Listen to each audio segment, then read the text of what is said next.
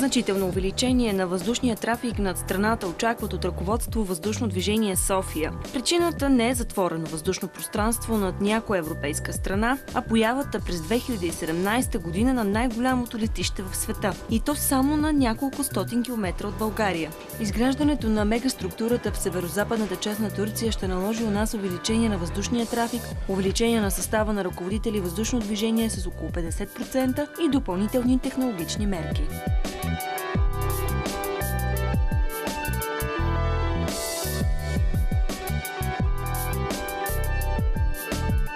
7 милиарда евро, 150 милиона пътници годишно, 6 писти и 2 терминала с обща площ от 850 хиляди квадратни метра. Това са само част от детайлите около най-голямото летище в света. С подобен капацитет то ще изпревари Хартсфилд Джаксън в американския град Атланта, което в момента е най-натовареното в света, и най-голямото летище в Германия, това във Франкфурт, където през миналата година са били обслужени 58 милиона пътници. За сравнение, през летище София годишно минават около 3,5 милиона.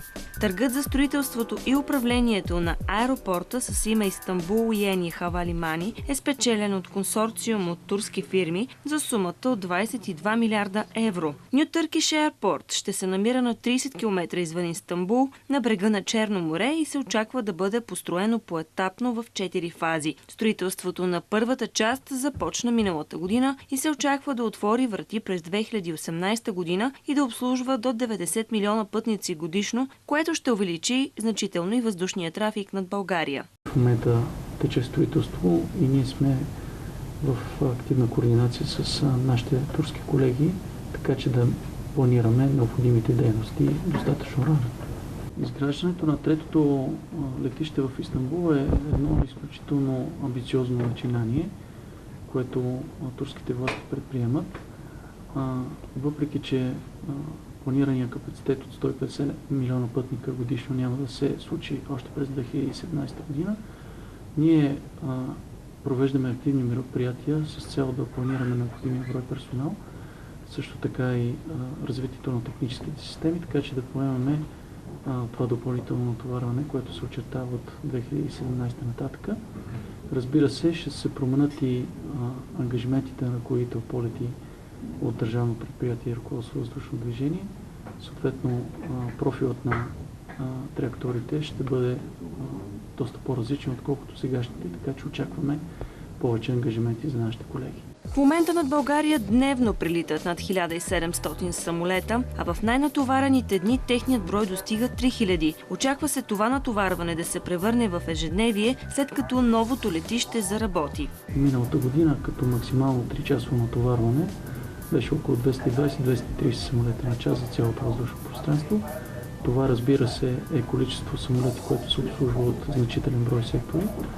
От тази гледна точка сме планирали необходимото увеличаване на броя ръководител полети през годините от 2015 до 2019 включително. Общо мога да кажа, че планираното увеличение варира между 40 и 60% на ръководител полети на работно място контрол. За безопасността и контрола на всеки самолет, който излита или каца на българска територия, работят 3 нива ръководители въздушно движение, а не само служителите на познатата ни контролна кула. Също интересен факт, прелитащите над страната самолети не се ръководят от кулата. Ако разгледаме нещата съвсем простичко и кажем, че имаме един полет на летище София, който иска да изпълни съответния рейс до Истанбул, разбира се, колегите от летищна контролна кула ще имат ангажимента да издадат необходимите инструкции и разрешения, за да може полета да стартира и съответно да му бъде осигурено излитането.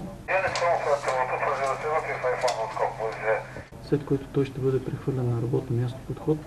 Колегите от работно място подход ще имат ангажимента да му осигурят необходимите маневри, така че той да извърши първоначалния набор на височина, след което той ще бъде прехвърлен на работно място контрол, което основно се занимава с прилетещ трафик в нашата държава, като колегите ще имат ангажимента да осигурят безпрепятственото му придвижване до границите на българското въздушно пространство, след което той ще бъде прехвърлен на идентичен орган за обслужване на въздушното движение, само че на в Истанбул вече. По този начин следва обратната поредица от отново Истанбул контрол, Истанбул подход, достигането на Истанбул Кула и успешното провеждане на съответния полет. Наред с по-голямото натоварване покрай новото турско летище, не е за пренебрегване и темпото, с което се развива авиацията. Той сподели, че за година ръстът е около 7%. Какви са основните фактори за развитие на този сектор? Естествено, по-голямата склонност на хората да пътуват, по-ниските цени на авиационните билети. Оттам нататък разрастването на флотилията на авиационните компании като цяло. Ние сме свидетели на едни огромни поръчки за нови самолети, които в следващите 2 или 3 години ще се изпълнят и съответно очакваме един номинален ръст на броя обслужвани въздухоплавателни средства от минимум 6-7%. Говорим за България, този ръст е малко по-слаб в Западна Европа. Тези промени засягат и мрежата от трасета, както и системите за обслужване, които също трябва да бъдат преструктурирани.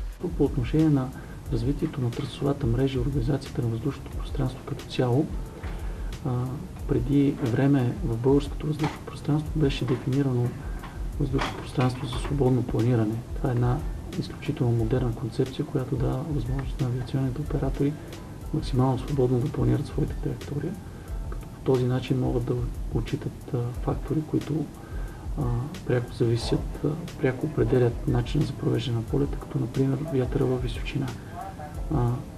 Така правилното му отчитане би дало възможност да се спестява допълнително гориво и да се намалява общото времетраене на полетите. Данаилов обясни, че това въздушно пространство за свободно планиране се активира през нощта, като плановете на държавното предприятие Ръководство въздушно движение е да увеличава времетраенето, като съответно през 2019 година да разполага с такъв вид въздушно пространство в денонощен план. По отношение ефективността на организацията, Петър Данаилов изтъкна професионализма на българските ръководители полети, който е на европейско ниво. Най-общо казвам, това е мярката, която показва един български ръководител полети колко въздухоплавателни средства обслужва за единица време. Смело мога да кажа, че в момента ние сме в топ 5 на Европа по обслужени самолети. Това изключително много зависи от комплексността на въздушното пространство, как точно е структурирана трасовата мрежа и ред други фактори. Предвид планираното увеличение от около 50% на състава ръководители полети, от РВД обявяват постоянен конкурс за ръководители. Освен желание за работа в сферата, съществуват още 3 условия. Да сте под 30 години с завършено висше образование и сертификат IELTS или TOEFL. Предварителни професионални квалификации на практика не са нужни. Към момента конкурсът, който е обявен, включва всички младежи, които притежават диплома за завършено висше образование. Така че не е необходимо специализирано авиационно образование, това трябва да го направим като уговорка. Чисто като персонални черти на характера, може би човек трябва да има добра пространствена ориентация, възможност да се адаптира бързо към различни типове ситуации, добро пространствено мислене, възможност за работа под стрес, разбира се, и съответно и възможност за бързо възстановяване след работа. Одобрените кандидати преминават няколко медицински теста. След като ги издържат, следва обучителният етап, който е в рамките на около година. В момента работещите ръководители на полети в България са около 300. До 2019 година техният брой ще се увеличи двойно.